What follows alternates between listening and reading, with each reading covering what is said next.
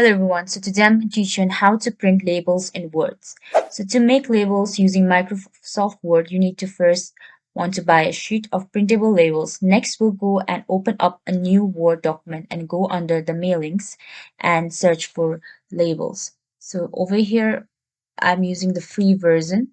So if you have it, just go and search for labels. And after searching for labels, if you're looking for labels, it will help you open in your desktop if you have it. So after opening in your desktop, what you'll do is you and label option tablet will open and that mailings tab, and click on the labels and we'll click on the options like whatever you want, like label vendors, and you can choose the vendor accordingly. And for example, I want to choose staples, and after choosing staples, and I bought there and one and A3 by 4 in labels. If it isn't listed here, just list and do the dimensions properly, check it out. Then after in labels, write the address and everything, your full page of same label, then your label will come in your screen. So yeah, that's how you do it. Thank you so much for